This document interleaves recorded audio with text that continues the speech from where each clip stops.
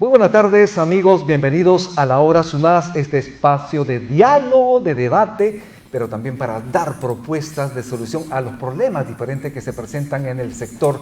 Y hoy es un día importante porque, como sabemos, recientemente el INEI ha dado las cifras de pobreza y lamentablemente hemos retrocedido un poco respecto a las cifras del año 2022. Lamentablemente, 29% de pobreza en el país duele. Y mucho más la pobreza extrema, que ha subido, como sabemos, a 5%, de 5,7 a 7%. Pero es importante determinar qué va a pasar en el sector saneamiento, porque para ello es necesario tomar decisiones efectivas que puedan de alguna manera solucionar los problemas en el país. Hoy nos acompañan en este círculo de debate. Estamos con Mauro Gutiérrez, presidente ejecutivo de SUNAS.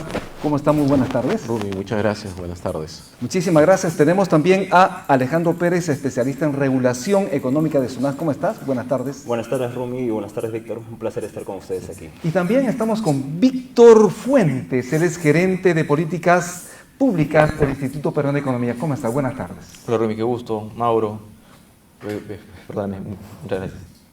Bien, muchísimas gracias. Vamos a empezar entonces en este momento con un reporte de coyuntura económica social vinculada al sector saneamiento. Y tenemos en este momento a Alejandro Pérez, quien va a conducir, quien nos va a dar los datos, nos va a refrescar los datos respecto a este reporte importantísimo de coyuntura económica y social. Adelante. Muchas gracias. La SUNAS, nuestra institución, presenta un reporte permanentemente sobre coyuntura económica y en este caso en particular nuestro reporte va a estar centrado en los últimos datos de pobreza monetaria y su relación con el sector saneamiento. Siguiente, por favor. Vamos a comenzar con un poco de contexto antes de vincular estas cifras de pobreza con nuestro sector. En primer lugar, venimos de un contexto bastante adverso en términos económicos, la evolución del PBI, el año pasado tuvimos recesión, nos hemos visto golpeados no solamente por la pandemia, sino también por un contexto internacional bastante desfavorable, la guerra de Ucrania, la elevación de los precios de algunos commodities, y eso ha dado como resultado un decrecimiento en términos del PBI, y el BCR en su último reporte proyecta una recuperación, un crecimiento de 3% para este año. Sin embargo, las cifras de igual forma continúan siendo bastante modestas aún. Siguiente, por favor. En términos de inflación, durante los últimos años hemos vivido una evolución de los precios que se ha alejado del rango meta que maneja el Banco Central. El rango meta, como ustedes sabrán, es, una franja de precios en las cuales se establece, no franja de precios en el sentido que conocíamos antes, sino más bien una regla de política en base a la cual el nivel de precios debería fluctuar. De 1.5 a 3.5 hemos tenido en los últimos años, como ustedes pueden ver en el gráfico a continuación, nos hemos alejado bastante durante los últimos años, que han sido, en realidad, o han obedecido a un contexto bastante, particular, como les decía, la guerra, una ralentización del crecimiento a nivel mundial también, y afortunadamente nos estamos acercando ya a los niveles regulares en los que nos encontrábamos. Siguiente, por favor. Ahora sí, entrando un poco a los datos de pobreza, antes de presentar los resultados, me gustaría mencionar cuál es la metodología que tenemos. El Instituto Nacional de Estadística presenta las cifras oficiales de pobreza bajo el enfoque monetario. Este es un enfoque objetivo y absoluto en el sentido de que se mide, el nivel de precariedad o privaciones que tiene la población en base a variables, objetivas, como en este caso es el gasto, y se lo compara con una serie de líneas, en este caso 2, que se calculan a partir de los niveles de consumo que deberían, ser los normales para que una persona pueda desarrollar su vida con normalidad, ¿no? En este caso se tiene una canasta de consumo de alimentos que, configura la línea de pobreza extrema, y cuando a esta canasta se le agrega los no alimentos, estamos hablando de la línea de pobreza total. Entonces, se dice que una persona es pobre cuando se encuentra por debajo de estas líneas en relación a su gasto. Es decir, si, por ejemplo, en el gráfico de la izquierda tenemos al punto verde en el lado derecho superior, vemos que esta persona, por ejemplo, tiene un nivel de gasto per cápita por encima de la línea de pobreza total, por lo cual es una persona no pobre. Si es que esta persona baja o tiene un nivel de gasto por debajo de la línea total, pero por encima de la línea de de pobreza extrema es una persona pobre pero no extrema. Y finalmente la persona pobre extrema, que es una persona que desafortunadamente enfrenta una, podemos decir, situación de hambre, es la que no cuenta con los niveles de, digamos, de gasto ni siquiera para cubrir sus necesidades nutricionales básicas, ¿no? Entonces, esta es un poco la metodología que el INEGI utiliza para medir a la pobreza, y lo que tenemos en las gráficas en el lado derecho superior, en primer lugar, es esta primera variable que les decía, ¿no? Tenemos el gasto per cápita de los ciudadanos, y como se observa, hemos tenido una caída bastante, digamos, significativa a partir del año 2019, con el inicio de la pandemia. Y sin embargo, aquí un asunto bastante importante a resaltar es que no hemos logrado recuperarnos en términos de gastos, en términos reales, del valor que teníamos en 2019. Esto da cuenta de, digamos, las dificultades económicas que están presentando los ciudadanos, en este caso en términos promedio, para, digamos, adquirir o consumir, mejor dicho, ¿no? Y lo que tenemos en la parte inferior del lado derecho es la evolución de la línea de pobreza, que quiere decir es digamos, el valor monetario que debemos, digamos, cubrir para no ser pobres. Y como se observa en contraste la línea al gráfico superior, el nivel de precios requerido o el nivel de consumo que deberíamos alcanzar como mínimo está bastante al alza. Entonces, en otras palabras, se está encareciendo, digamos, adquirir determinados bienes, ¿no? En este caso, no alimentos y alimentos. Siguiente, por favor. Como resultado de esta caída en el nivel de gastos y el incremento en el nivel de precios de la canasta básica, hemos tenido esta evolución lamentablemente desfavorable del nivel de pobreza. Lo que les estamos presentando aquí es la información que tenemos en base a los datos del INEGI, en particular de la Encuesta Nacional de Hogares, desde el 2004 al 2023. Observamos, como ustedes pueden ver, hasta antes del 2016, una reducción bastante importante en los niveles de pobreza monetaria, que fueron más o menos desde 40-50% a alrededor de 20% en 2019. Y como ven, existe un repunte del nivel de pobreza, un cambio en la tendencia a partir del año 2020, que es el primer año de pandemia, que sin embargo comienza a bajar con la recuperación después de la pandemia, pero sin embargo, para sorpresa de varios y no sorpresa de digamos, los que siguen el detalle técnico, el nivel de pobreza se ha incrementado, ¿no? En realidad, si es que descontamos al año el primer año de pandemia, nos hemos acercado al nivel de pobreza que teníamos más o menos el año 2010. Entonces tenemos un retroceso bastante importante en cuanto a los niveles de vida de la población, ¿no? Recordemos que la pobreza mide el nivel de bienestar que tiene la población. Mirando solo este gráfico vemos la difícil problemática que afrontamos, ¿no? Lo que tenemos a la derecha es la descomposición de la pobreza por niveles. Lo que hemos observado, por ejemplo, es que se ha obtenido, sí, una reducción de la pobreza, básicamente impulsado por una reducción de la pobreza extrema, pero comparando los dos últimos gráficos, en relación al 2019, la pobreza extrema ha comenzado a subir un poco y la pobreza no extrema también. Siguiente, por favor. Un poco más. Ahí, ajá, un poquito más. Tenemos ahí unas animaciones. Como les decía, tenemos la tasa de incidencia de pobreza monetaria del 2023 es de 29%, y esto equivale a 9.8 millones que están en situación de pobreza. Si vemos el acumulado entre el 2019 y el 2023, vemos que el nuevo número de pobres que tenemos es de 3 millones. Es decir, que en 4 años 3 millones de personas han pasado a enfrentar situaciones de precariedad bastante importantes, ¿no? Siguiente, por favor. Lo que tenemos aquí es la evolución de la pobreza, pero a nivel de áreas geográficas, porque aparte del cambio de tendencia que hemos vivido, digamos, una reducción de pobreza o un incremento, también ha habido un cambio en el perfil que muchos especialistas ya han comenzado a notar. Lo que teníamos a inicios de 2004 era una pobreza principalmente rural, y muchos de los programas sociales que se diseñaron en ese entonces fueron básicamente focalizados hacia ese grupo, digamos, poblacional, ¿no? Lo que hemos tenido no solamente a partir de la pandemia, sino inclusive se notaba desde antes, por ejemplo en el gráfico, desde el 2015 se observaba ya una reducción de la tasa de incidencia en áreas rurales, pero sí un incremento en las grandes ciudades, ¿no? Entonces se está notando un cambio en el perfil de pobreza, y eso está trayendo mayores complejidades, que a principio uno podría, digamos, común es que la gente piense que hay mayor pobreza en las zonas rurales, pero no es así. en los últimos años esto ha quedado mucho más claro, ¿no? Lo que tenemos, por ejemplo, el 2023, perdón, es que más o menos la pobreza rural se ha ubicado en niveles cercanos al 30%, mientras que la pobreza en Lima metropolitana se ha incrementado inclusive a un nivel superior al resto urbano. Siguiente, por favor.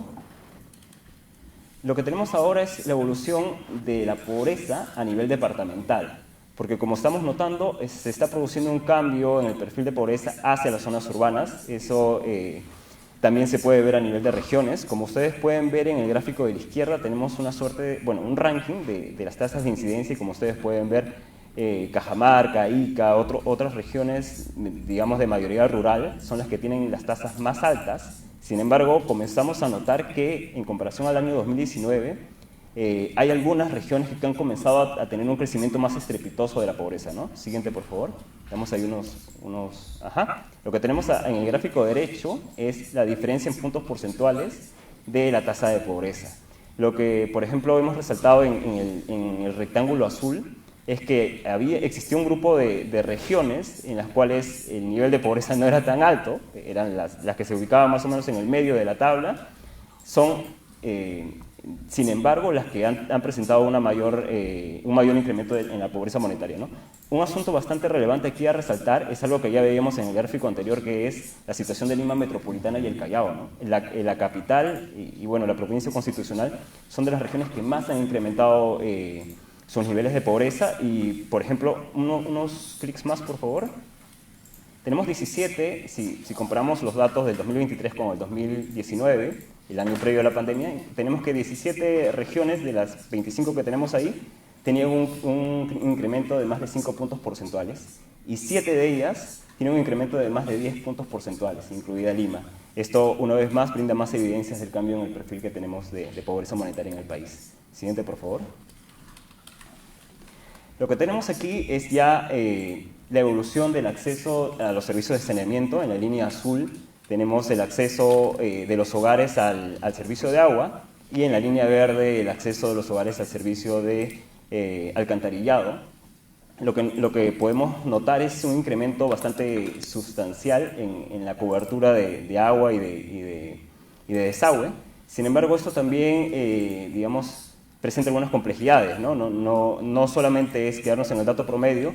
Nosotros hemos considerado, la definición tradicional de acceso es red pública, o, en el caso de agua es pilón, y en el caso de desagüe es diterna, perdón. Y lo que encontramos es que existen algunas complejidades dentro. Por ejemplo, hemos resaltado que dentro del acceso, de los que acceden al agua, 6% acceden fuera de su hogar al servicio de agua. Y en el caso del alcantarillado, 7% de los hogares accede al desagüe, pero fuera de su hogar. Entonces, no solo se trata de acceder por acceder, sino también que el acceso sea un acceso de calidad. Siguiente, por favor. Ahora lo que tenemos es la relación de este acceso a los servicios de saneamiento, pero por niveles de pobreza. Lo que observamos en la línea punteada superior es la tasa de acceso de los hogares no pobres. Más o menos un 90% de los hogares no pobres accede al servicio, como es lógico, pero sin embargo hay que anotar que el 10% de ellos, aunque sean no pobres, tampoco acceden. O, aquí hay una aclaración, que es probable que, regiones como los balnearios, áreas como los balnearios, no tienen un acceso como el típico que conocemos, pero también existen otro tipo de personas, probablemente en las áreas periurbanas, que son considerados en términos económicos no pobres, pero que en una versión más multidimensional de la pobreza no encajarían, ¿no? Y en el caso de los pobres, como se puede observar en el gráfico, el acceso es menor, pero hemos, identificado un cierre de brechas durante los últimos años, desde el 2004 al 2023, que ha sido importante, pero que de alguna forma también no ha sido como hubiésemos esperado, ¿no? En un escenario mucho más, en un mejor escenario. También lo que vemos en los gráficos de la derecha es el acceso, ya descomponiendo por pobres extremos y pobres no extremos. Lo que vemos es que gran parte de esta reducción en la brecha se ha debido a un mayor acceso en las zonas, de los pobres extremos a estos servicios, en este caso el servicio de agua, Sin embargo, como ustedes pueden ver en los dos últimos gráficos, las dos últimas columnas o grupos de columnas de la zona derecha, es que en comparación al 2019 se ha avanzado muy poco en los últimos años. En realidad, si es que no nos dijeran que son gráficos distintos o años distintos, pensaríamos que el nivel de acceso casi se ha mantenido. Ha habido muy poco avance en los últimos 4 años. Siguiente, por favor. Siguiente, por favor. Lo que tenemos ahora es el acceso para el servicio de alcantarillado. Como ustedes pueden notar, es un poco menor en relación al caso de agua potable, pero las tendencias son bastante similares. El acceso de los hogares no pobres al servicio de desagüe es mayor. Más o menos al 2023 el 79% de los hogares no pobres accedían a este servicio, pero llama la atención que 20% de los no pobres tampoco acceden. Entonces, esto levanta o pone sobre la mesa que, si bien es cierto, es importante, digamos, focalizar a los pobres, pero también hay digamos, un sector importante de la población que está en una situación de vulnerabilidad y que en una definición, digamos, más multidimensional de la pobreza, terminarían siendo pobres también. En el caso de el acceso de los hogares pobres, esta tasa también es menor, es el 63%, y claro, aquí digamos, la problemática es mucho mayor, ¿no? La brecha, como la pueden observar, también ha venido reduciéndose, básicamente por un incremento del acceso en los pobres extremos, pero nuevamente, en comparación al 2019, la situación del 2023 es bastante similar. Hemos tenido prácticamente un estancamiento en los últimos años, pero esto también tiene que ver con fenómenos como el incremento digamos, poblacional.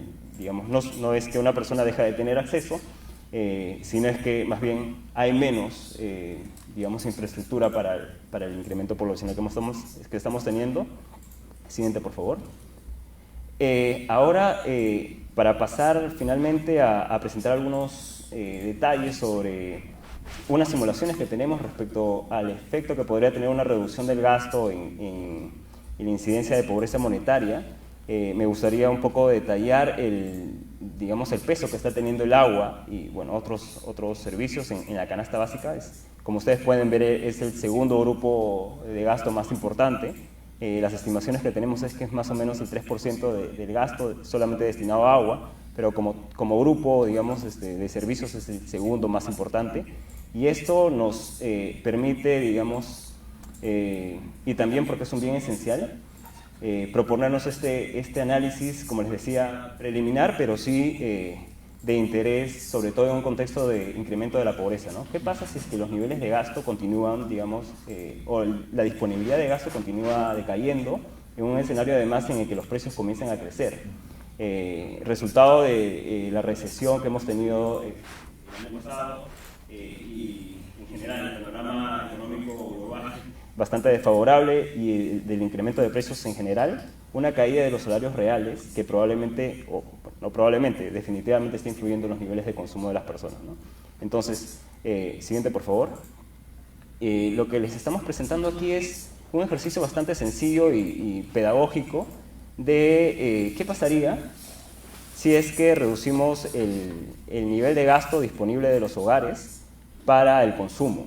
Como recordarán, la pobreza monetaria se define como esta digamos, situación en la que se tiene menos recursos para cubrir la canasta, ¿no? Entonces, ¿qué sucede si es que reducimos?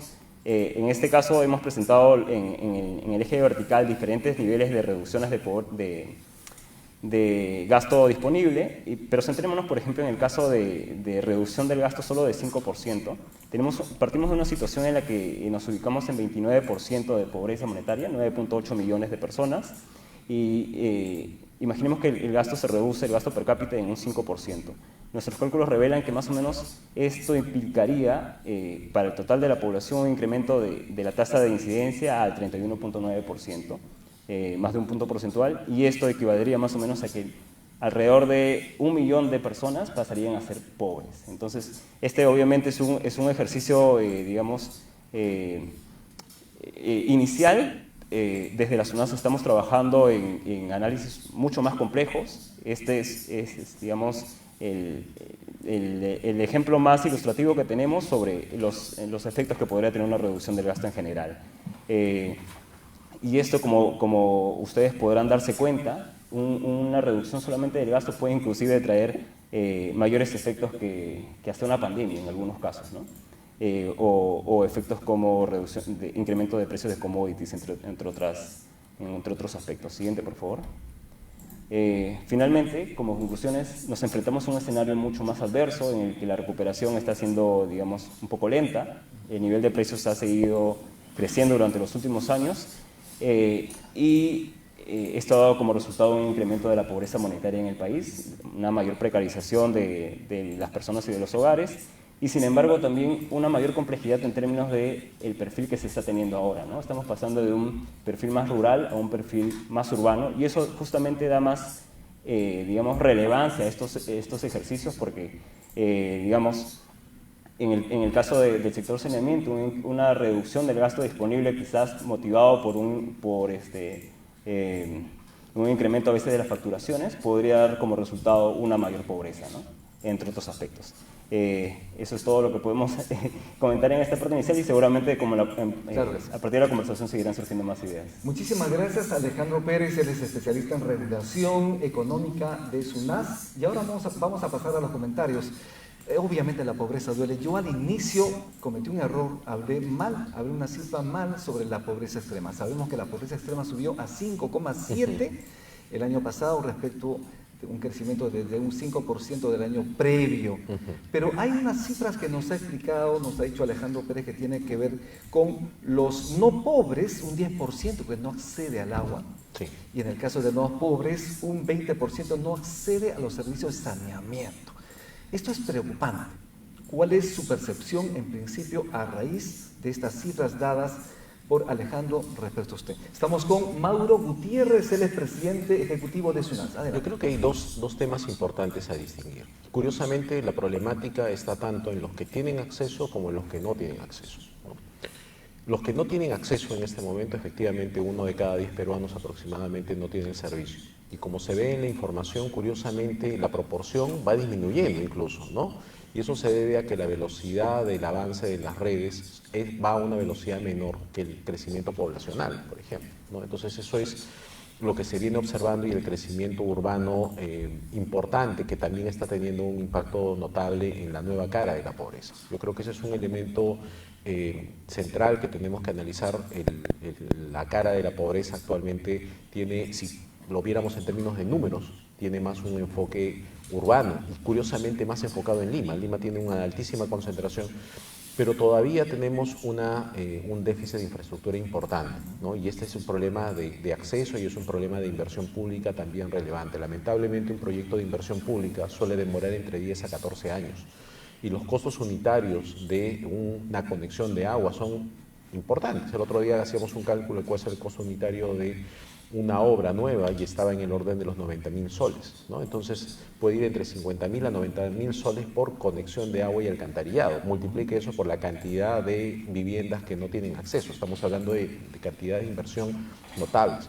Y ahí hay una discusión que se vincula al tema quizás más propio del tema de la función regulatoria, ¿no? El tema regulador no ve en la parte de inversión pública como tal, pero sí ve el tema tarifario. Y este es un tema que se conecta con los conectados, ¿no? Y vamos tratando de hacer esa vinculación.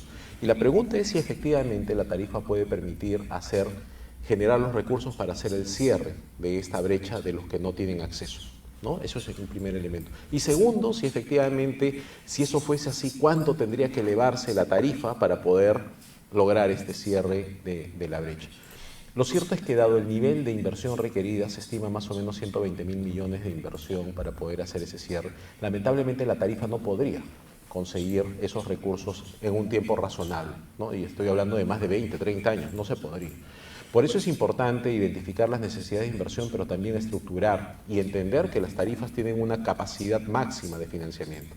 Temprano te comentaba que la capacidad de pago de una familia es una recomendación de la Organización Mundial de la Salud y es un estándar internacional.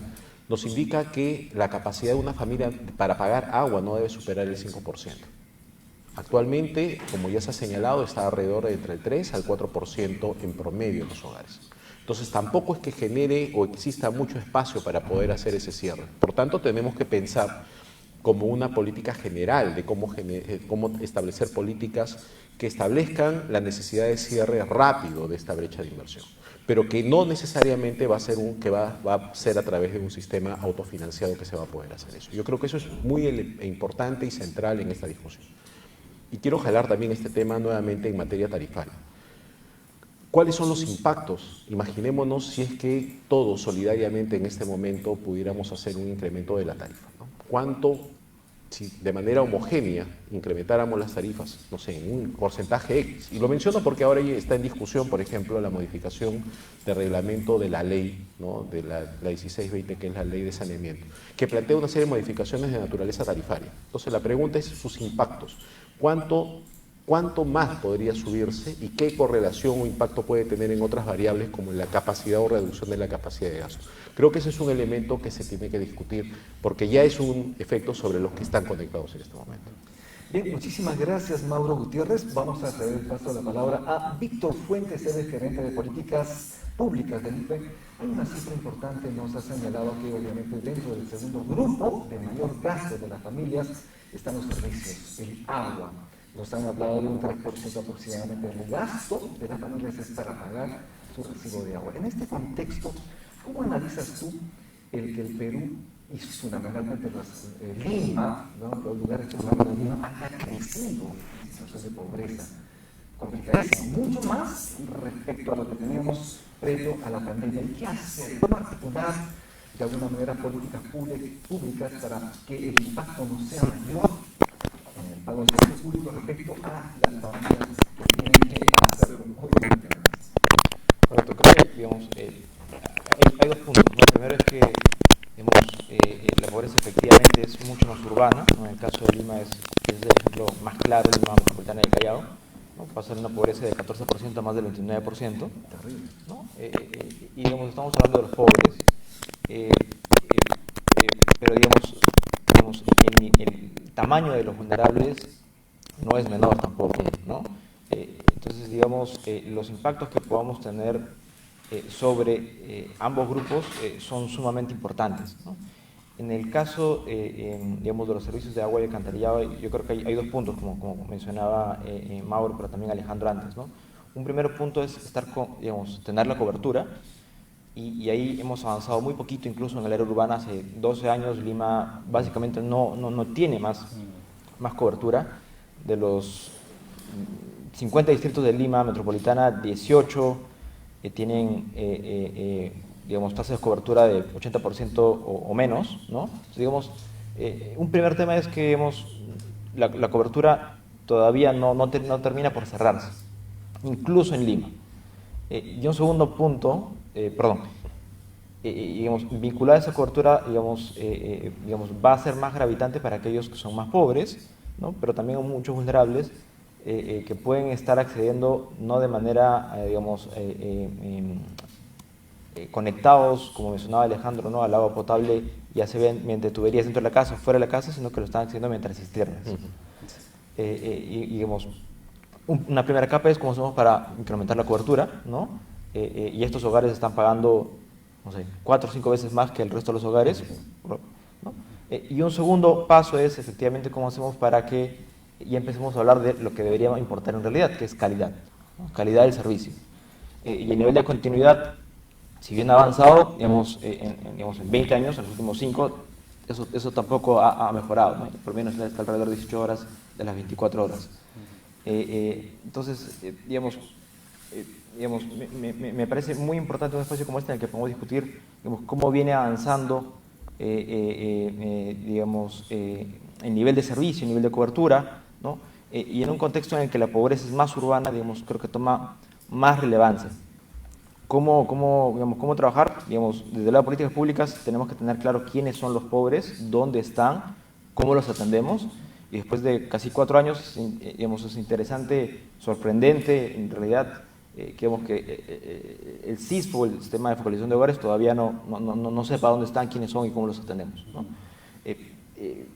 Ya metiéndonos un poco más en términos de la provisión de servicios básicos, efectivamente es importante saber, digamos, cuál es ese impacto que puede tener un incremento de las tarifas sobre los hogares, ¿no? en un contexto en el que venimos de una recesión económica. Para el primer trimestre nosotros esperamos un crecimiento positivo, ¿no? Pero digamos, las condiciones todavía no son suficientes como para recuperar el empleo, para mejorar los ingresos que permitan pasar esa ola de la inflación alta que hemos vivido. Si bien la inflación ya está dentro del rango meta de 1 y 3%, ¿no?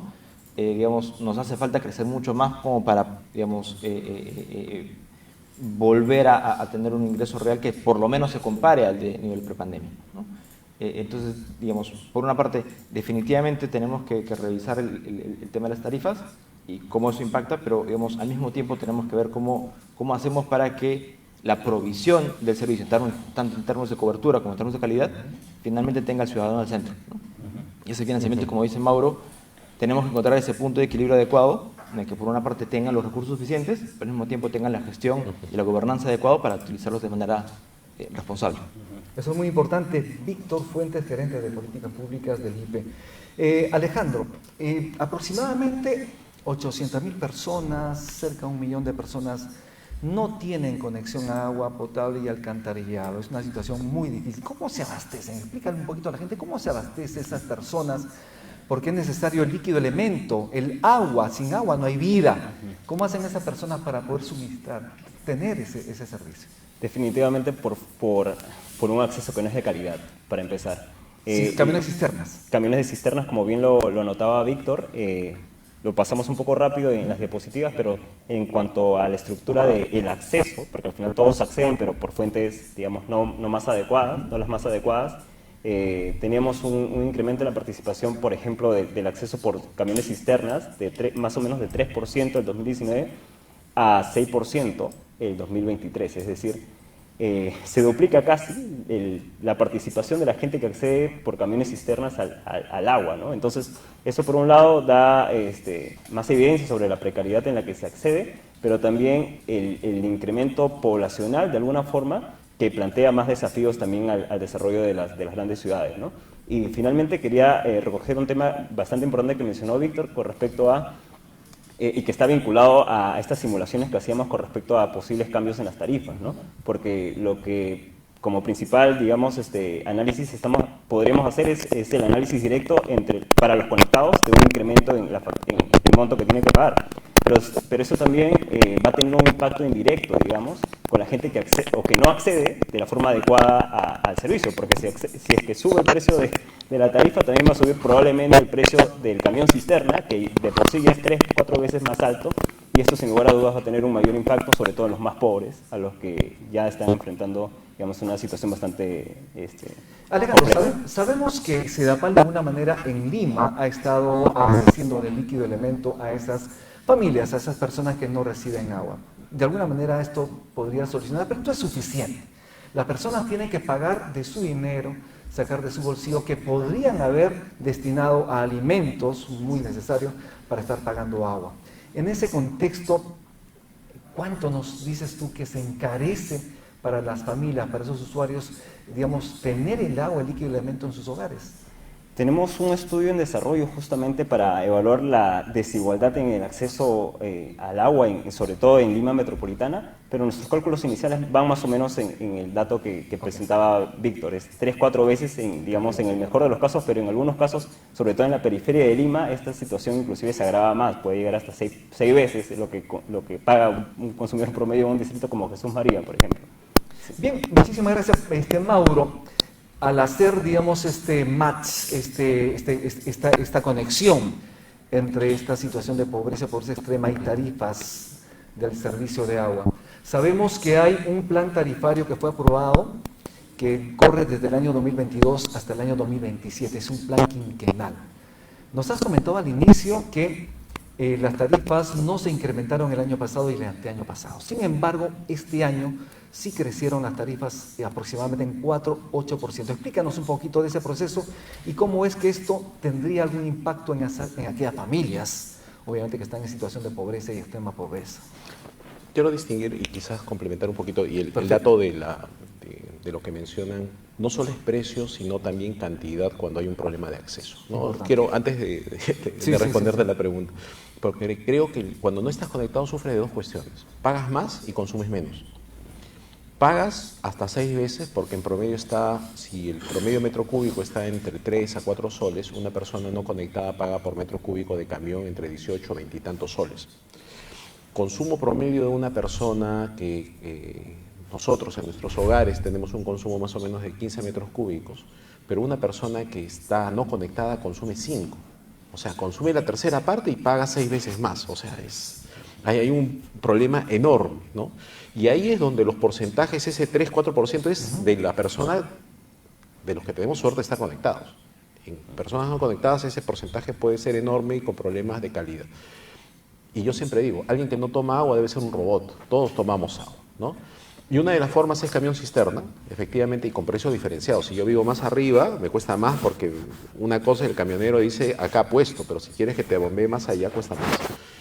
Pero en otras localidades, y eso es interesante mirar cómo las ciudades están creciendo. Ucayali, por ejemplo, uno mira la red cómo está y te llega a la mitad de la ciudad y la otra mitad sigue creciendo, crece exponencialmente.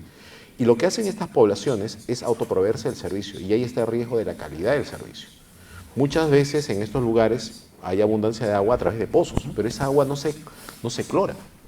Entonces tienen exposición y los costos se materializan en otros costos, en costos sociales, en enfermedades diarreicas agudas, en un conjunto de situaciones, incluso como no hay agua tampoco hay red de alcantarillado, entonces buscan la forma de cómo disponer de los excesos, los excedentes, digamos, que termina afectando las fuentes de agua que a su vez son las que se reutilizan para brindarse el servicio.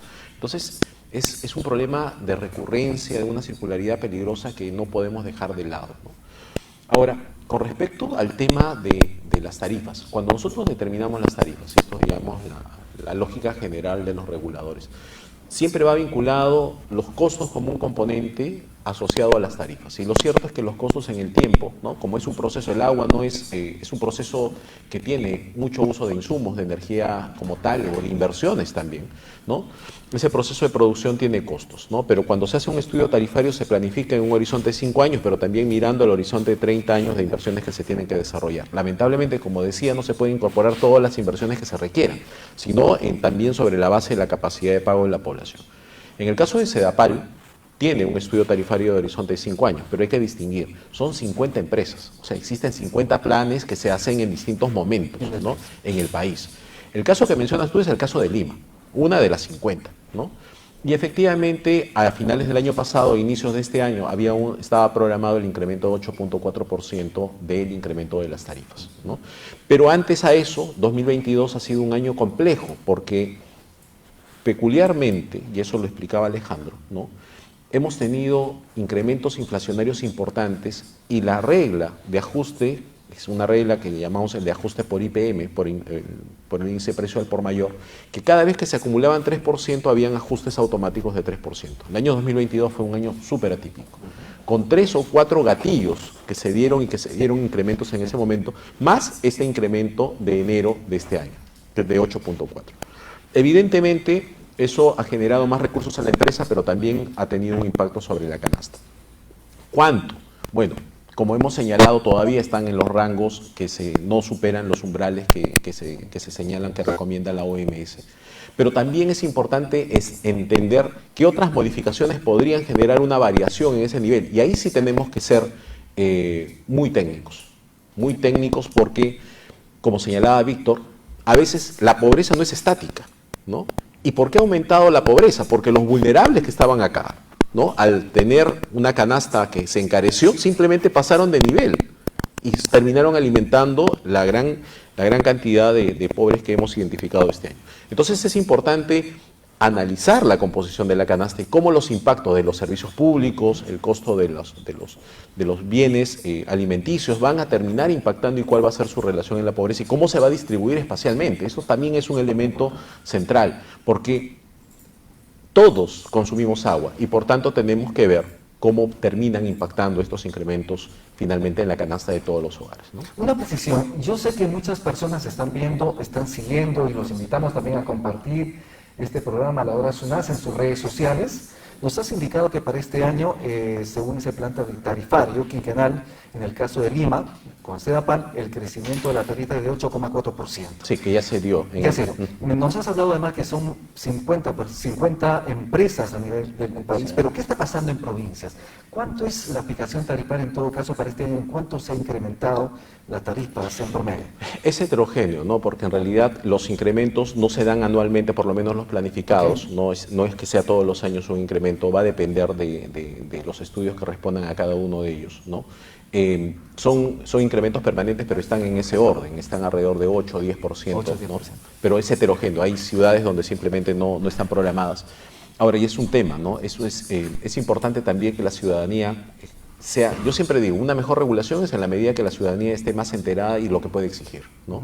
Debe exigir cada vez más servicios. Y volviendo al tema, efectivamente, la continuidad ha disminuido por dos razones importantes: crecimiento de la demanda y disminución de la oferta. Cambio climático, ¿no? No es un tema menor. Cusco, por ejemplo, las reservas de agua y las lagunas han disminuido de manera importante. Pero por otro lado tienes crecimiento de la población, entonces estamos en ese escenario, aumento de demanda y disminución de oferta. Eso es un elemento. Pero también es cierto que nuestra demanda puede todavía educarse, puede mejorarse, podemos optimizar, podemos reducir agua no facturada, que en algunas empresas los niveles son bastante altos. Creo que todavía hay mucho espacio para ganancia de la eficiencia. Pero ese es un escenario al que nos enfrentamos, ¿no? Pero además el promedio es engañoso. Efectivamente, 17, 18 horas es el promedio, pero tenemos localidades con menos de 5 horas. Entonces, ahí, por ejemplo, ese es un tema también. Esas localidades son las que tienen que pasar a la UCI, llamemos, de la necesidad del monitoreo y de un control de mínimo de calidad. Esto también creo que es un tema de objetivo de política pública. Tenemos que tener un compromiso no solo de tener un crecimiento, de estabilizar el promedio, sino que tener cotas mínimas de aprovisionamiento, o por lo menos aseguramiento. Si hay una disminución más allá de un umbral, tener la seguridad que esos lugares van a ser compensados con un camión cisterna o entrega de agua de sistemas alternativos para que no disminuyan ese nivel. Creo que es una necesidad de aclarar y definir dónde están esos puntos donde tenemos problemas de abastecimiento. Y eso es una de las cosas que estamos tratando de avanzar. Importantísimo, Mauro. Víctor, lamentablemente en el país hay una dispersión de la población. Hay poblados que tienen 150 personas, 200 personas, y podemos decir de alguna manera que la pobreza puede resolverla el mercado. Crecemos a tasas de 5,6, 7, 8, 2 dígitos y de alguna manera en algún momento se vuelve chorreo, ¿no? Pero esto de alguna manera podría permitir que la gente salga de la situación de pobreza. Sin embargo, en esos sectores, en esas poblaciones con 150 personas, 200 personas, donde no llega nadie, donde el Estado no soluciona el problema, donde el mercado no soluciona el problema, ¿cuál podría ser en el caso de saneamiento, por ejemplo, la solución viable? ¿Tú crees que el mercado podría solucionar la situación de saneamiento allí? ¿O es el Estado, propiamente dicho, que debe apuntalar con su presencia, con su mayor presencia, para solucionar estos problemas en esta zona? Digamos, dando un pasito hacia atrás, ¿no? Mauro mencionaba cómo las tarifas, digamos, están pensadas en cubrir los costos, pero también las inversiones a largo plazo para atender a los ciudadanos, claro, ¿no? Y nos encontramos frente a, digamos, este tipo de localidades o regiones incluso que están, digamos, dispersas y por lo tanto es más fracturado, más difícil llevar la infraestructura, ¿no? En las que, digamos, hablar de un incremento en la tarifa en el que tienes baja cobertura, tienes bajo nivel de continuidad, hablar de un incremento tarifario es un poco extraño, ¿no? Es decir, como le exigimos que pagues un poco más por un servicio que no te está llegando o que no te está llegando bien, ¿no? Digamos, no creo que haya una bala de plata. Creo que el rol del regulador es sumamente clave, digamos, por una parte para ver cómo hacemos para que los recursos que están obteniendo estas 50 empresas prestadoras de servicios de saneamiento, que como mencionaban son muy diversas, si bien Sedapal es la más grande, probablemente sea de la mejor, ¿no? Con sus falencias, con sus vaivenes, pero nosotros 49 empresas tenemos una figura muy diferente en cada caso. Recuerdo con mucha claridad el caso de la EPS Grado, está financieramente quebrada. Muchas localidades tenían más de 30 días sin la cobertura del servicio de agua, ¿no? Y digamos, para este tipo de localidades hablar de un incremento de la tarifa, digamos, no corresponde, ¿no? Claramente eso incluso puede generar algún tipo de conflicto social. Entonces, digamos, creo que el rol del regulador, como decía Mauro, para ver, digamos, dónde están quiénes tienen que ir a la UCI y después cómo a partir de los mecanismos que ya existen, ¿no? Como la OTAS, por ejemplo, reencaminar y asegurar que la gestión pública de estas EPS, digamos, dentro de sus restricciones sea la más adecuada, me parece sumamente importante. En algunos otros casos, yo creo que, digamos, para nosotros siempre va a ser importante cómo aprovechamos el expertise, la experiencia del sector privado, ¿no? Un poco, digamos, tenemos que mirar hacia afuera en términos regulatorios, tenemos que mirar hacia afuera en términos de digamos, temas operativos y ver la mejor manera de cómo eso lo adaptamos a Perú. No tenemos que mirar hacia afuera y copiar, digamos, todo, digamos, no fotocopiar y pegarlo, ¿no? Entonces, digamos, yo creo que hay un espacio importante ir en mejora tanto en términos operativos, la labor que está haciendo SUNAS, pero digamos, es una articulación muy grande, ¿no? Al final, por ejemplo, las EPS dependen principalmente del directorio que está conformado principalmente por la municipalidad. Tienes algunos otros componentes, pero una gran parte de la responsabilidad es local, ¿no? Digamos, resolver eso requiere, digamos, un gobierno corporativo mucho más sofisticado, mucho más fuerte, del que, digamos, va a ser difícil replicar el caso de Sedapal en 50 lugares en los que está muy fracturado, la demanda más chiquita, es más difícil de acceder, y si el gobierno corporativo depende principalmente de las autoridades locales, entonces necesitamos también entender mejor las autoridades locales. Yo creo que es bastante complejo, pero creo que hay varias alternativas para poder atenderlos.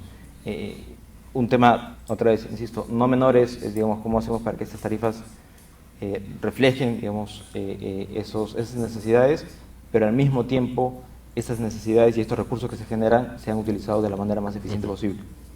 Bien, muchísimas gracias. Alejandro, un resumen muy concreto, hablando del tema y además propuestas de solución frente a este panorama tan complejo en el que estamos viviendo y muchas familias del país en situación de pobreza y extrema pobreza. ¿Cuáles son? En los últimos 24 años, el perfil de la pobreza ha cambiado sustancialmente. Las políticas sociales que se diseñaron a inicios del milenio fueron pensados para, digamos, la población rural principalmente. Programas como Juntos han hecho, una tarea bastante importante. Sin embargo, a partir de los últimos 5 o 6 años, este perfil ha venido cambiando y sumando complejidades también, ¿no? Entonces, tenemos un nuevo bloque importante de la población que está sufriendo una precariedad económica y, sin embargo, las formas en las cuales se puede intervenir demanda, bastante innovación, creería yo. Asimismo, también tener cuidado de que la situación de vulnerabilidad en la que ya se encuentran muchos de ellos, que no son pobres, pero que están al borde de serlo, es importante tomar en cuenta para, digamos, evitar que la pobreza aumente y como bien se puso sobre la mesa, eso también puede traer, además de la precariedad, de incrementar la precariedad de las personas en conflictos sociales. Entonces, en cuanto a recetas, yo creería que no me atrevería a dar una receta única, porque en realidad es un problema bastante complejo. Durante la pandemia se implementaron algunas, intervenciones del tipo comedores populares. Lamentablemente, algunas de esas intervenciones se han dejado de lado. Creo que es bastante importante volverlas a poner sobre la mesa. Pero también creo que también es importante pensar que no solamente se necesitan políticas sociales. Las políticas sociales están diseñadas para atender a los pobres.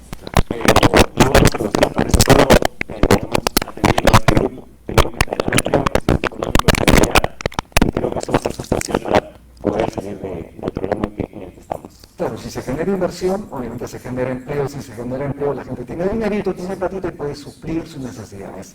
En Mauro, es importante precisar lo siguiente. Hay 3 vías. Por un lado tenemos pobreza extrema. Por otro lado, hay tarifas del sector, como ya lo he señalado, 8,4% en Lima, en provincias posiblemente entre 8 y 10%, pero también cómo hacer que estas tarifas, este incremento tarifario, esté acorde a las necesidades de inversión de las empresas que proveen el recurso. ¿Qué hacer? Bueno, como señalaba, las variaciones de tarifas van vinculados al programa de inversión, ¿no? Pero la inversión, y ahí creo que necesitamos una reforma importante porque es mucho siguiendo la regla de inversión pública, ¿no? Hay un ejemplo que mencionaba. En agua, uno mira el banco de inversiones, la duración de los proyectos, como te decía, desde que aparece la idea de proyecto hasta que finalmente se materializa, pueden pasar 10 años o más, ¿no? En el sector privado, un proyecto de la misma naturaleza, la ingeniería como tal, no pasa de 2 a 3 años, ¿no? Entonces, hay mucho que ver cómo hacer la simplificación de la identificación de inversiones que se tienen que viabilizar de una manera más rápida.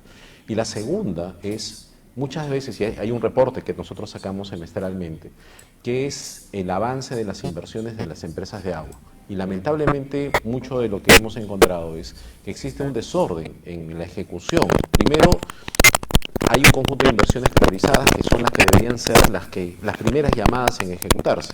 Y muchas veces cuando ya se ve el plan de inversión del año, no están.